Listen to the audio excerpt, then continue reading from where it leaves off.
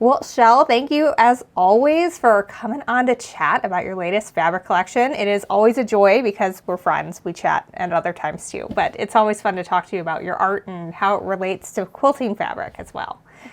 Well, I love being with you, and it's just so exciting when I finally get to launch my collections and I get to see you. So I feel like I see you every 6 to 8 months at this point. So Yeah.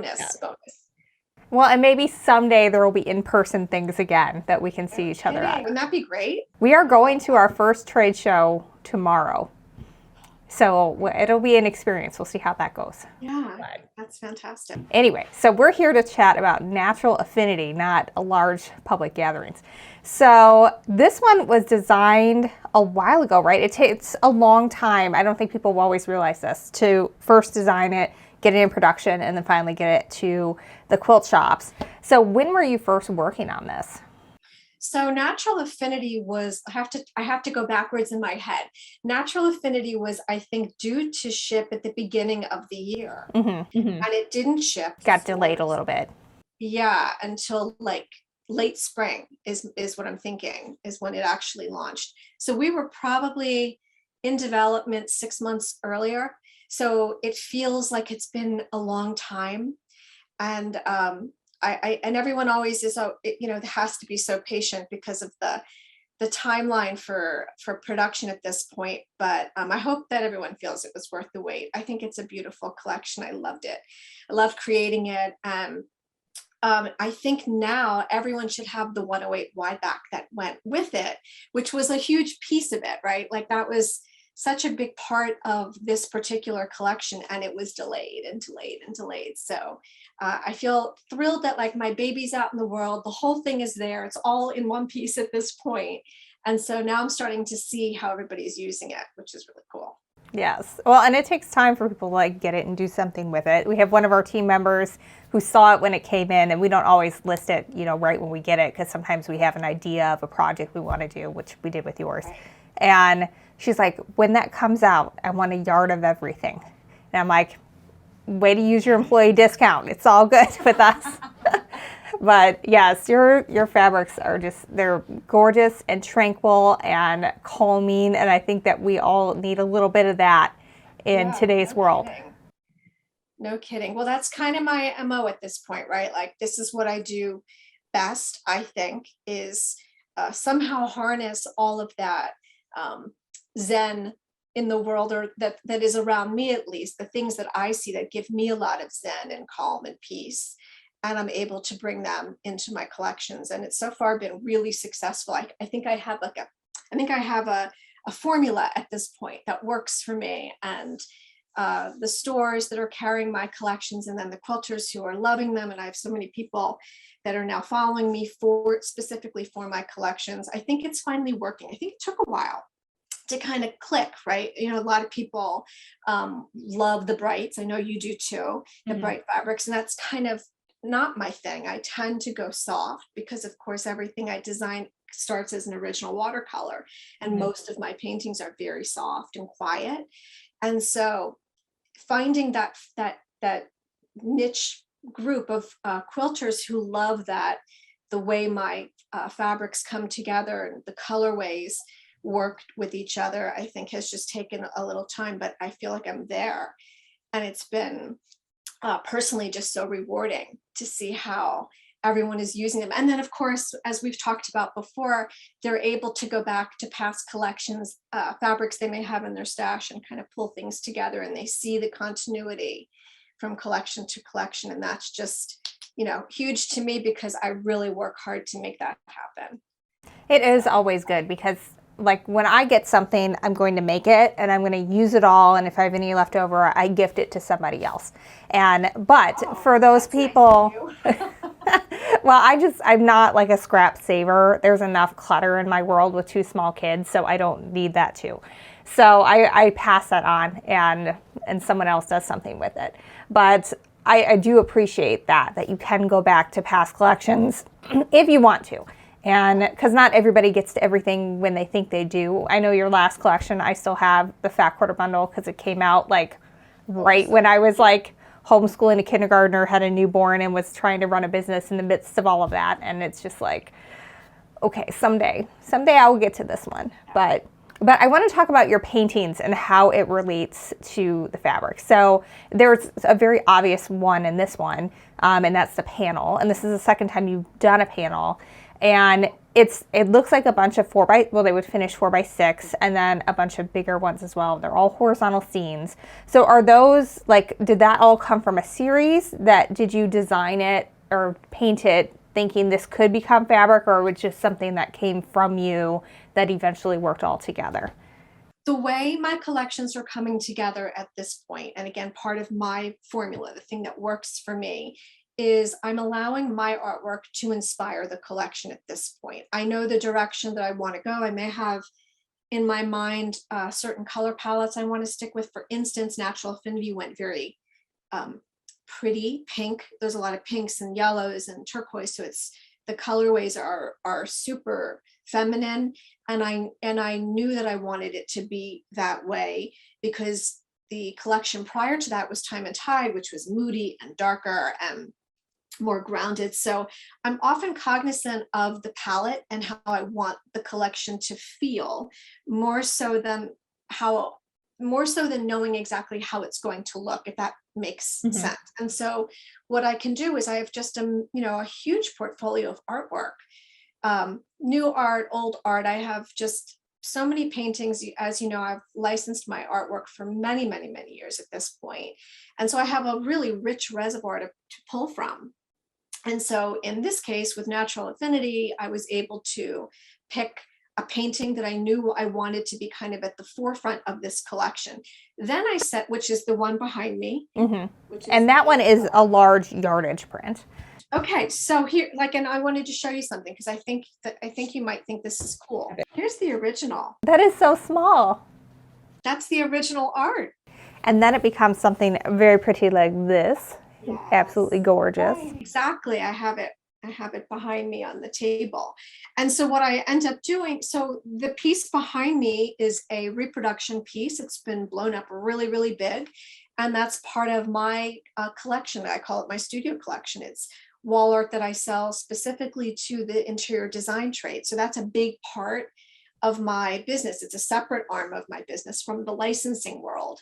And what's always interesting to me, to me at least, is when people realize, I tend to paint fairly small, not a really large scale painter, although I have done that.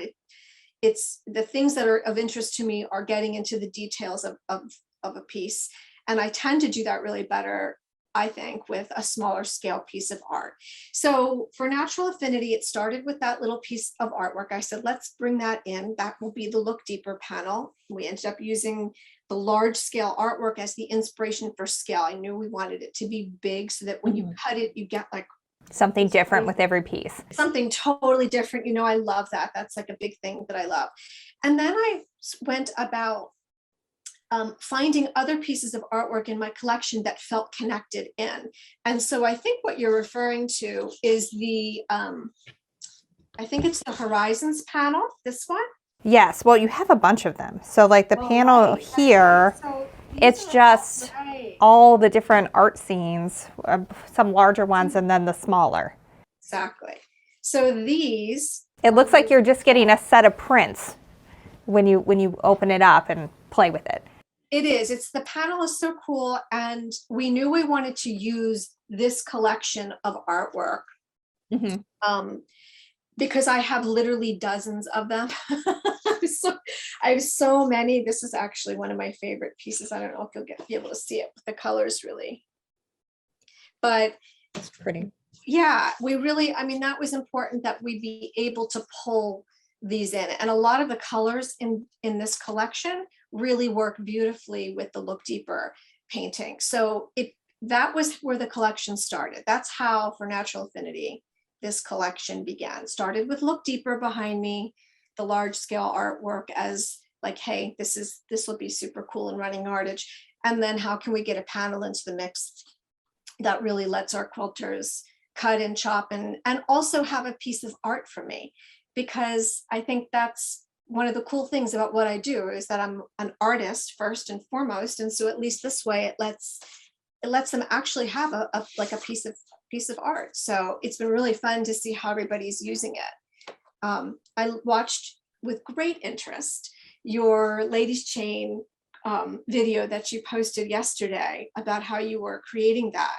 And again, it was cutting out a lot of those pieces of artwork from what I call kind of postcard art from that panel. And it was just fantastic. It's exactly what I want my quilters to do. Exactly right. And I think people get intimidated when they have a big panel like that. Like, do I just use this all together? And yes, you can.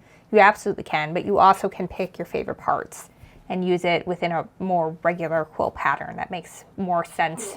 Exactly. So there's a lot of technical aspects from taking that print and then turning it into something that can be produced with a limited number of colors. Is it 16 or 18? I don't know. It's something like that. Yeah, but there's a limit. You can't like have unlimited colors. Limit. And it has to have a definable repeat.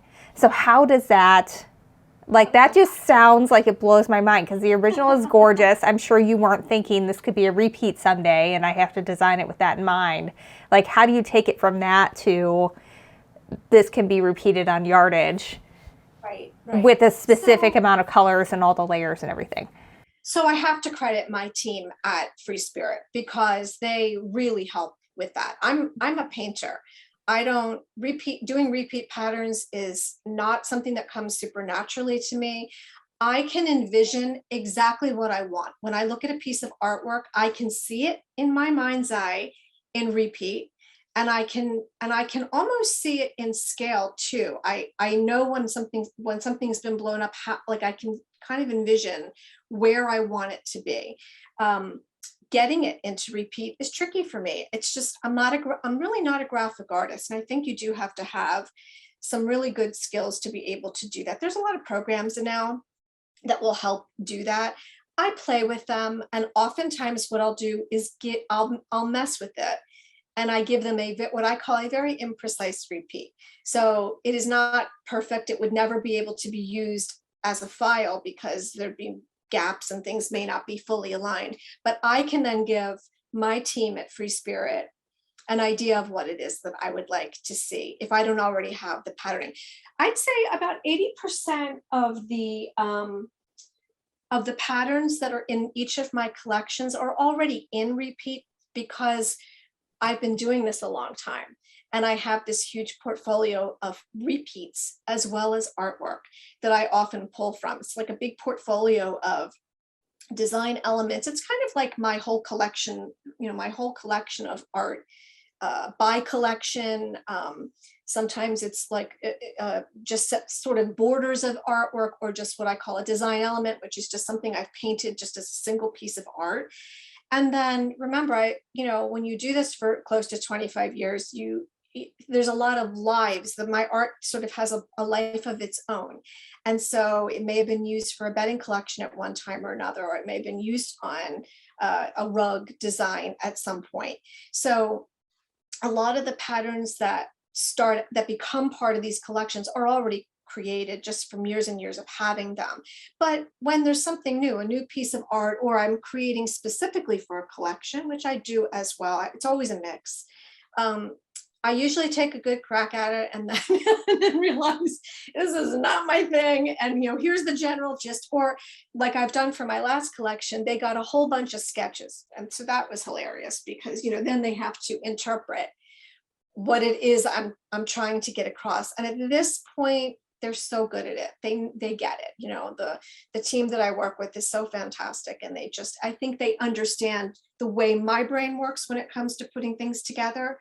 And so I have, fortunately, some help. And I always have said for years and years, when you don't have the skill set to do something yourself, then you hire someone to help you. You bring people on board that can fill in those gaps where you're maybe not quite as sharp. So I've always been very lucky. I've always had really good help in the studio when I've needed it too. I love talking with the different designers about their process because, yours is very fluid. It starts with the art with paint and watercolor, and, then it gets changed in a computer later to meet the need of the fabric and the specifications that you need to have in order to have screens printed and make it into something we can cut up and sew into a quilt. And then you have Tula, who is one of your Free Spirit colleagues, who draws everything on graph paper first, and everything is already in the repeat when it's drawn by pencil, and it's just so fun to see everything. And I think if I've seen something from hers, she often will just draw half. Yeah, because you can mirror it, right? So there are little tricks and things. I'm not quite that good yet. I tend to draw it all out or paint it all out or have it, and then, which is almost harder, I think, because then you have to figure out how to make it all fit. Well, and I don't even think if it's like a that good thing. It's just your process is different than her process. Totally different. And the collections are both beautiful and striking in their own very different ways, and they both start in very different places as well. So it's just really, I think Free Spirit has done a great job of bringing together so many talented artists who approach it in many different ways. So unique too. Everyone has a really unique point of view, different style. It's just really cool. I love being part of that group. And is this your 6th collection with them? I was trying to think. I think I'm on 13 or Is it 13? Well, I say that. I'm counting all of my collections going all the way back. I don't know. Because you were with like another group before them. I've worked with several companies through the years, and I think this is in total. I think this is my 13th collection, or Touchstones, which comes next. I think is 13, and then we're working already on the one after that. So, yeah, it's been a while. It's been a while. So once you have like the main pieces set, and then you're going in to come up with, the ones like this. Are these designs that you kind of already have maybe in repeats? Are they sometimes being created specifically to match? Like what is these look like ones I've seen before, and this one looks like totally new to me. So it is. Yeah, it is, because my art. Yeah. So right. So I must have flowers always, which is the floral. That was a new piece of art that we pulled from my portfolio, because I'm always painting. So there's always something new to pull from. And it just felt connected in. Somehow it felt right for this. I always like to have a floral too. I try to put a floral in just because I think everybody loves it. And, and I love the flowers are so important to me in my own day-to-day. And, natural affinity is about things that I have a natural affinity for, the things that really, speak to me. I've seen your plant wall. I understand. Yeah. I'm the same at my house. There's a lot of plants. Yeah, a lot of plants. And so that floral was brand new. And then that was, I think, topography that you showed, the blue one. That's topography. And that was that is a repeat from a rug design, which originated from sandstone, which is now the backing. Is the 108 wide back, and here's the original for sandstone. That's the original artwork. Yeah. Okay. I've seen the sandstone rug before. Can you tell that my goal is to have a lot of Shell Rummel things in my house? Oh, I'm trying, things come and go, right? The assortment is in and out and changes, depends on which manufacturer I'm working with at any given time. And one of the things that I'm really enjoying doing now is starting to self-produce my own product lines instead of relying on different manufacturers, because then it can be exactly the way I want it to be. The rugs are, a good example for that. I actually am behind the scenes working on a couple of new rug concepts, so that I would be self-producing. So I'm super excited about that. But my point of this is that the line work here, follow the line work. It is the same, isn't it? That's where you're getting terrain and topography, 2 different scales. I always like to change up the scale too, so that you have different uses with the quilting. But so yes, the artwork really has a life of its own. If it's a good piece of art, then I find, at least in my world, that it has a lot of different applications. And so most of my paintings become recolorized at some point or another. Like the sandstone design probably lives in about 30 different colorways. and maybe even scale changes. Sometimes we shrink it down, sometimes it goes real big, depending on what the final product line is for it. I'm super excited about the 108 wide back though, because I've been pushing for that for a really long time. As most of you all know who followed me for a long time, I really wanted to see my fluid artwork in a really wide piece of fabric so that you guys could back your quilts with it. But that artwork has lived in my portfolio for a really long time. So that's, it's a mix of where it comes from. So you have always lived kind of like what? Like it was like a 3-hour drive to the sea when you were in Virginia. For And, longer, yeah. and now you are in Florida. And so it's a much faster trip. And so how has that impacted you to sort of be able to like recharge the battery pretty much whenever you want to and your schedule allows? So moving to Florida was meant to be a part-time endeavor. We still had our home up in Northern Virginia, which is where my primary art studio has been for the last 25 years or so. And we did that. We moved down here thinking it would just be in and out, come to recharge batteries and then back to the city kind of thing, which is near, we live outside of Washington, D.C. But when we first came down here, the pandemic had hit. And so we really kind of hunkered down here for the first year and a half, at least. I don't think we were back at all up north. And so now that we're going back and forth, which is more of what we intended to be doing, like we were just up there about 2 weeks ago, and we were there for several weeks, and we'll go back again in the fall. Being here near the water, we're in a really sleepy little town on the West Coast, the Gulf Coast of Florida. I came here a lot as a kid. My dad has always lived in this area. And so I know the area really well. And the beaches here are absolutely stunningly beautiful. The Gulf waters are turquoise and the sand is so soft. And so being here and having access to being outside year round has just been absolutely incredible for me. Obviously, that plays a role in my artwork. You can see it. You can see it in the photographs I take. You can see it in my Instagram feed. I'm constantly sharing what I call something beautiful via my Instagram or my Facebook page, because I want to share. I mean, I get so much pleasure from sharing the beautiful surroundings here. We also put a pool in about 8 months ago. It's so pretty. And it's just like, I like to just sit out there. I feel very blessed, very lucky to have this quiet place to kind of unwind in. It absolutely creeps into my artwork. I'm more relaxed when I'm here.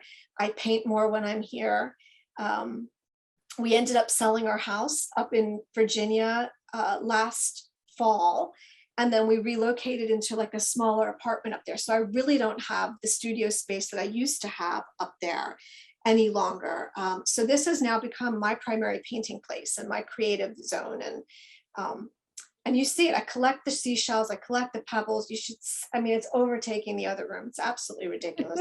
Seashells everywhere. There's sand everywhere. It's just like, it is crazy, but it feels good. It feels really good to me. I'm glad you see that in the collections. I'm glad you feel that it kind of comes through. I see a very direct link between my surroundings and the artwork that I'm producing at this point. Because to me, everything is a lot brighter. I think so. Well, not like bright as in like a tulip bright sense, but like there seems to be more color added in. Like before, there would be a very limited amount of colorways, and now there is a lot more in there, which I think is fun. I'm thinking. And I know some of that might not have been your design choice. Like it may have been Free Spirit says, we're only going to do 2 colorways of this, and you have to abide by that because they're the ones producing the fabric. Exactly. It does shift from, there is a really beautiful balance between what I would like it to be and listening to the expertise that they have as to what guiding me. They're guiding me, and I'm sure they do with every designer that works with them, as to, getting it to be the way I want it and making sure it's also going to be a really sellable product in the end. It's business, and we want to make sure it's going to appeal to the most people that we can get it in front of. And so my quilters tend to really like my peaceful calm, but I know that there's a lot of you that love when I do put something a little more saturated in there. So I try really hard to get a good balance at this point. I'm learning how to do that. It's taken a long time, you know, because now I know I need to have a light, a medium, a dark. I need to have a small scale. I need to have a large scale, you know, ideally for all of those pieces to come together in the right way so that you all can optimally quilt with it. And it gives you so many more variety, you know, options and variety for putting the fabrics together if I do my job and give you a little variety with the collection overall. So some of that is experience of doing a lot of collections, but how, I know you got a sewing machine a couple years ago and used it some. So has that at all impacted like when you actually see it, or is it more seeing the projects of how it's used? I tell you, yes. I want to say yes, yes. I am impatient. I'm an impatient creative, and I have to say I love hand stitching because it slows my brain down, and it's a good way for me to do the creative stuff with the fabric. I need a class. I've said it. I'm the first person to say it. I need to go to classes. It's been the last 2 years. It's been hard to do that, but I anticipate that I will join some classes, and that will, I think, make a huge difference for me in terms of my skill level, and it'll give me more confidence to do it. When I play with the sewing machine, it is like chaos, and that's why, like, I watched you creating this quilt the other day, the ladies chain quilt, and I was laughing to myself at how you just cut, precise. When I do that, you should see the crazy. I got scraps everywhere. There's thread. I'm tangled in thread, and I'm so impatient. I want it to come together quick. And that's just, I'm not there. I have been doing this for 15 years. It didn't start out like that. I always say I'm in awe of you because you make it look super easy. I think what I've learned, at least in the last year or two, having the machine, is that I can't wait to learn how to use it properly. I need to honor that sewing machine in a different way. I need to learn more. I need some classes, and that will make a big difference. For now, I am really focused just on getting you some beautiful fabric. Yes, and you do a fabulous job with it. That's what I'm doing, and that's working for me so far, but I really would like to have both pieces. I'm hoping next time we talk that there's some improvement on that front. Well, we'll see. Maybe I'll hold you to it. I can be your accountability buddy. So I know as a business owner, a lot of times it's hard to find time to do the thing that you really enjoy doing in your business. And for me, that's actually sewing and creating quilting patterns. Like, I do it when I have to do it because there's a deadline. So how do you manage like the things that need to be done in order to make money with just being able to sit down and paint? That is like the question. It's the biggest, it's the hardest part, is making time for creative time. There are so many different arms of my business at this point, and I have my hand in so many different things. So I license my artwork to manufacturers who then put that artwork onto their product lines. That's one piece of what I do, like I do with Free Spirit. But some of the manufacturers don't want any input. They say, give me the art and I'll do it. Great. And then there are those like Free Spirit where I'm a collaborative partner in the process. And so that takes up an enormous amount of time. And I love that. That's my preference, actually. I think some people think that, oh, I'll just license my art. It'll be so easy. And then I can just bring in residual income from it. The licenses that I have my hand in, the ones that I'm really active in the participation of a product, are the ones that do the best and the ones that are really meaningful to me at the end of the day. So that's one thing I do. And I'm working with like over 20 licenses at this point. So that in itself could be full-time. And honestly, like I could just work for Free Spirit and do my fabric collections for them. And that could be full-time, the only thing I do. And I would be very fulfilled, and it would be, it would be a great business for me, but that's not what I do. Because I've done this for so long that it's very hard to scale it back. And so I made a decision beginning of the pandemic, when I had this sort of quiet moment to think that I was only going to work with licensees that were meaningful to me, and I was going to really scale back. And I did. I actually removed myself from several companies I was working with for various reasons, and decided I was only going to focus on this core group of companies that I felt that the product lines were really stunning, beautiful, quality was there, all those things. But in addition to that, I also run a part of my company where I design my own studio collection, textiles, wallpapers, wall art, and that is sold directly to the interior design trade. And so what I've done with that arm of my business in just the last couple of years is I now have, I think, 4 reps on the East Coast that are repping my collections to interior designers everywhere. The collection is growing. I'm working on my next collection of home deck textiles. They're high end, not quilting fabric. It's a high end linen product. They're expensive for interior designers.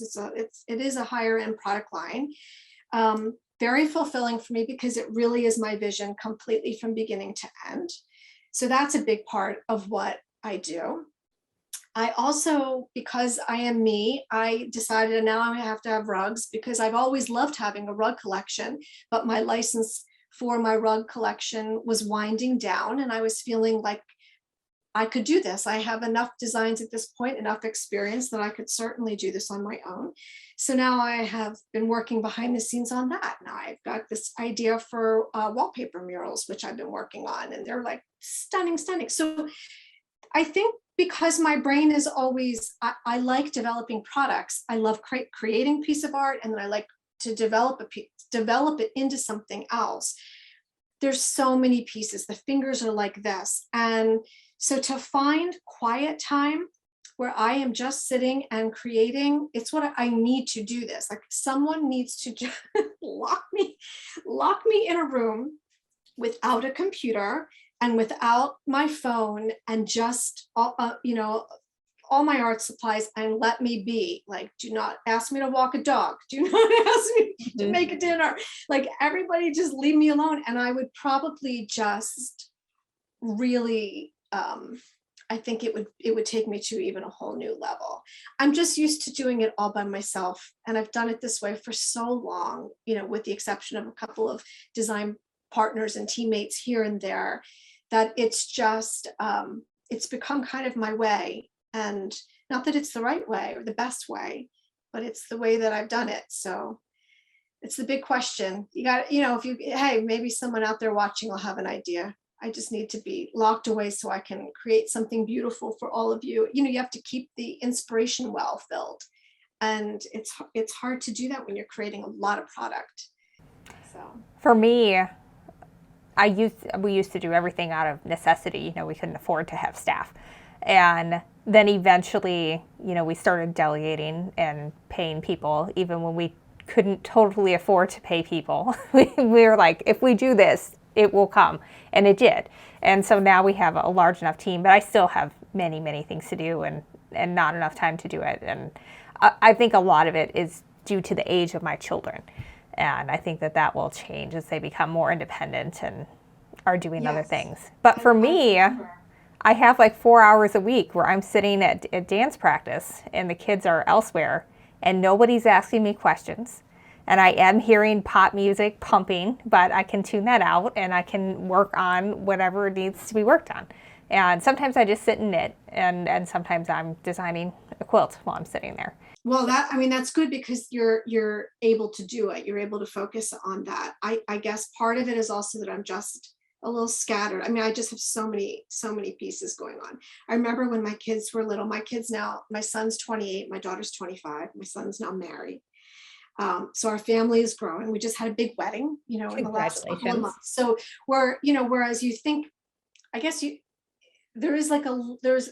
I don't know. I remember when they were little and always saying, well, when they're a little bit older, and then they get to be a little bit older, and then it was running around to these activities. Then you're planning graduations. It's not, and I don't mean this all in a negative way. These are all wonderful things. It doesn't slow down, is what you're trying to tell me. It's hard. Now we just had a wedding. We spent 2 years dealing with, wedding plans and all of that. It's finding the balance is the key to life. Yes. And I feel like it's always like it's never even. It's always tilting one way or another. And you and I have talked about this also, like the marketing piece of our businesses, right? Such a huge piece. And when I first started, there was no social media. There weren't even computers. Hello. I mean, it's like, I think I'm so proud of what I've accomplished through all these years and the changing technology. But now, you know, I spent literally 40 minutes trying to share your TikTok video this morning. And I just was like, you know, mind blown. How do you do this? And then Free Spirit did. And I'm like, thank you. How did you do that? And I'm thinking, how do I not know how to do this? Like, I do so many things, you know, with all these different pieces of marketing, and it's a lot. It's a lot. We have two binds here. We have my video editor, myself, who both kind of co-manage the social media. And because we really need a dedicated person, but it hasn't happened yet. And neither one of us could figure out how to properly share that as a story on Instagram and Facebook. You can only see the first half. So give yourself slack, because she just turned 40. I'm in my late 30s. I'm like, I should know how to do this. This used to be my job before I opened my own business. Like, I made a living doing things on social media for marketing for other businesses. And I can't figure out how to post the stupid story correctly. And I just need to hire a teenager, apparently. So I do too.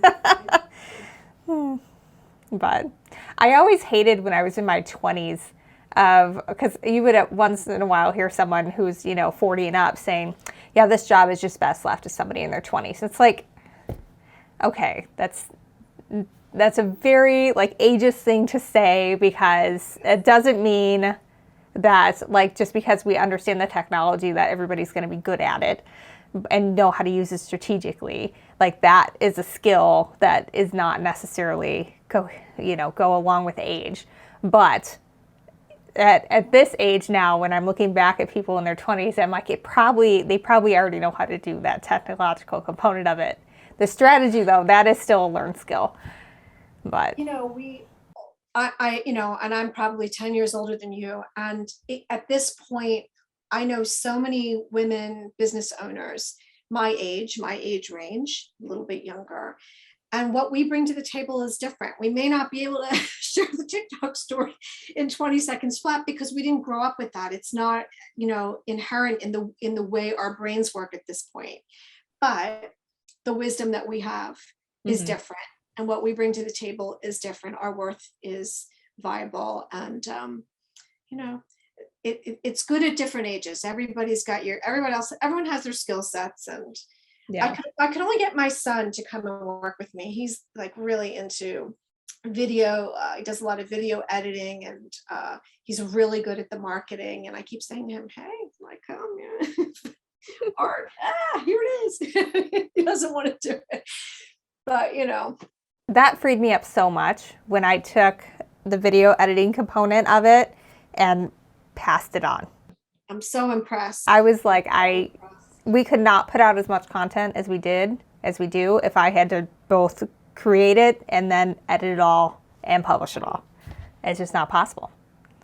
But we consider ourselves I'm lucky we got some lighting in here today. Normally when I talk with you, it looks like I'm sitting in a Looks gorgeous. Looks absolutely gorgeous. I wish I had a home that has as much natural light as you do. Maybe someday. For sure someday. Well, what else do you have going on now? I know you have your hands in a lot of pies. We were just discussing before we came live how I've got a print of yours that I need to hang in my bathroom whenever I get a chance. I love that. It's always exciting to me when someone finds my art out in the world, or they find a product. Someone just wrote me recently. I want to say it's a friend of yours, Melody. It is Melody. She used to work for us. Who had moved. She found some of my bath products, and she was so excited. Sent me beautiful pictures. It's like, wow, the artwork lives out there. I never know where it is. I don't get a list. Nobody hands me a list and says, hey, here it is. Go sell your art. It's not how it works when you license your artwork. But it's very humbling to me that so many people collect it and know what I do. I have a great story for you. I'll share a great little anecdotal story for you. My dad barely knows what I do. I've told my father a million times what I do. I've, I think, the art licensing and what, quilting fabric, what? It's like crazy, crazy. And I love to tell this story because every time it comes up, it makes me feel real, just so good. We had gone to dinner with my dad and a couple that he knows, and we're at the table, and the couple asked me what I do for a living, and I start to share what it is I do, and I realized, I'm going to quiz him. Let's see if he knows. he's heard the story many times. I'm like, Dad, tell him what I do, and he could not put the words together. Art, licensing, paintings, quilting. He had no idea.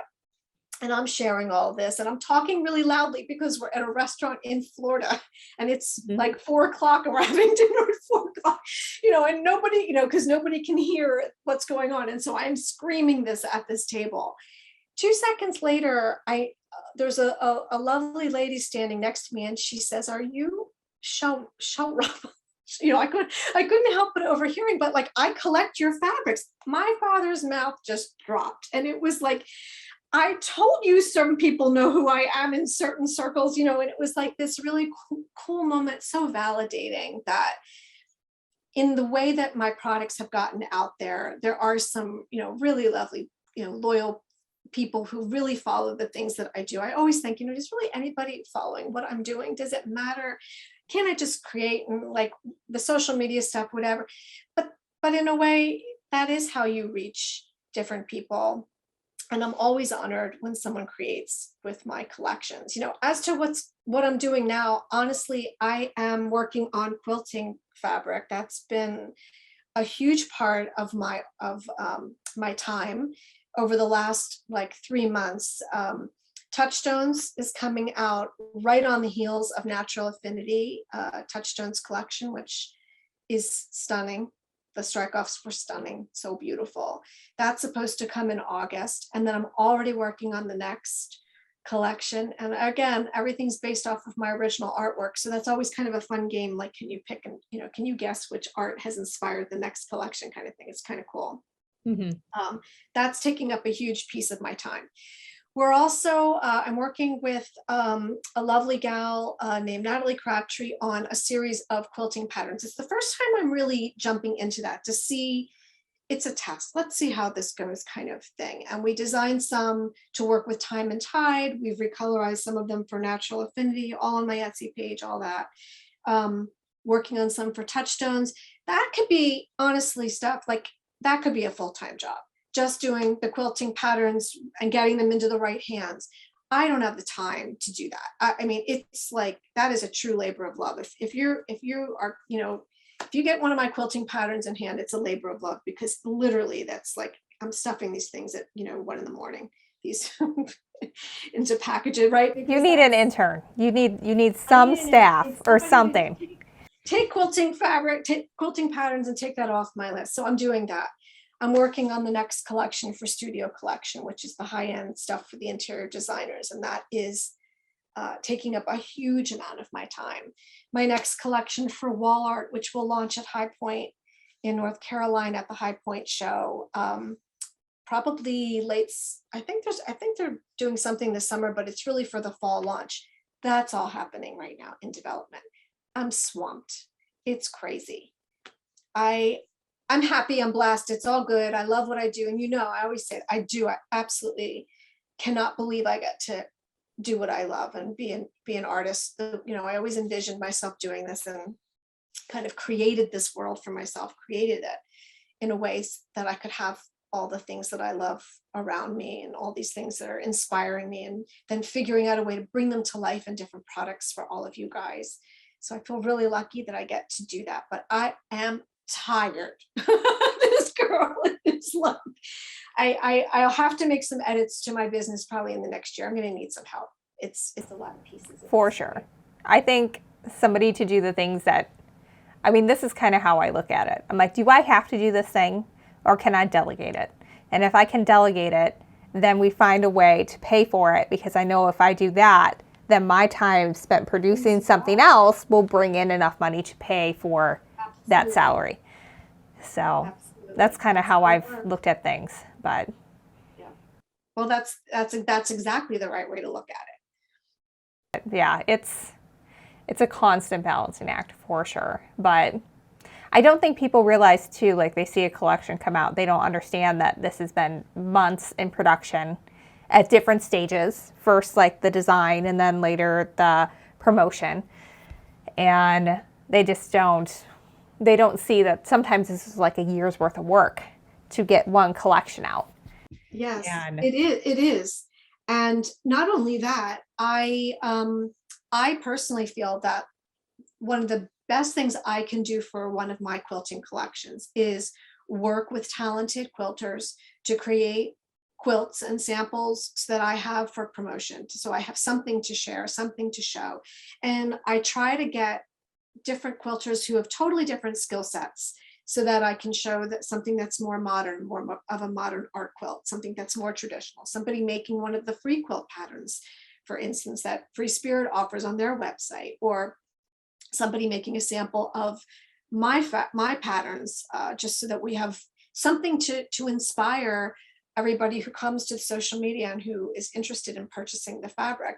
That piece alone, finding the quilters to work with, getting the fabric to the quilters, having those design meetings and discussions, and then photographing everything, that's full time. I mean, honestly, it could, I love that part of it because I love having that connection. But that's a lot too. It's hard work. So whenever you see it out there, that's why I really appreciate, anybody who comes and takes the time to follow me wherever I am, whether it's Facebook or Instagram, on these different accounts. I made that separate Instagram account just for my quilters because I felt like they deserve to have a place where I was sharing mostly quilting things, rather than interspersing it with all the other stuff that I do. And so I really appreciate everybody who followed me over there. And then I feel like I've made so many new friends as a result of it. And everyone has different perspective on it, but I love seeing how, when they tag me, and then I can see how they've taken my collection and then envisioned it in their own way, cut it up and put it all back together in a way that I would have never thought about. Wow, it's just so amazing, humbling. it's probably one of the only things that you do where you make an unfinished good. Pretty much, because even for my studio collection textile, for the high-end stuff, it's pretty much staying intact. Yeah. I mean, it might become a throw pillow. Yeah, draperies or deck pillow or upholstery or something along those lines. But yes, it's the only product line that I designed for where I'm giving you something, and then I'm a partner with you and the quilters in the collaborative process of how it gets put together to become something different. And that's wonderful. I mean, how great is that? That's why I do it. Well, I certainly appreciate it. We've discussed the Shell Rummel shelf and that I need to get I need to designate more space because I have 2 more quilts behind me of your collections, and I've got one over there that's just a top that needs to be quilted someday. And, I love working with your fabrics. I think you asked me, you're like, did you get the 108? And I'm like, Shell, we get everything that you make. Everything that you make, we get it.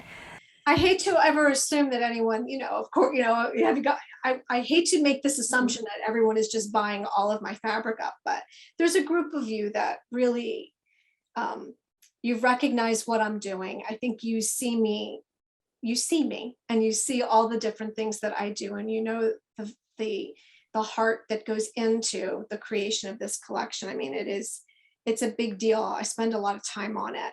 And so I really appreciate my stores. I really appreciate you, Steph. Like it's a huge deal. I always say I can't do it without my stores. I can't do it without all of you getting behind me. When I see a store get behind me by bringing the fabrics in, that to me is the relationship I really need to nurture, because you're bringing it, it's a gift, right? You're gifting it essentially by offering it for sale to your quilters. And if you don't do that, then it never gets seen. So you're integral to the process. And I really, really value that. Well, thank you, Shell. All right. Well, thanks for taking some time out today. I always love chatting with you about your process and your fabric. Yeah, it's fun. And we've got another one coming down the pike not too long. So if it's on time. That That is not a guarantee in today's manufacturing world that it will be on time, but we'll have to chat That's again when true. it does arrive. That is, in a way, maybe it'd be okay if we take a little breather in between. Like that's, it's okay. When Natural Affinity was late, I even said to everybody, it's all right.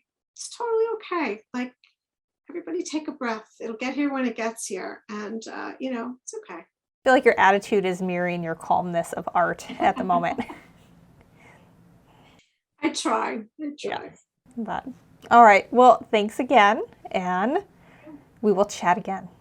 We will. Thanks for having me on. Thanks to everybody who buys my fabric. It means so much.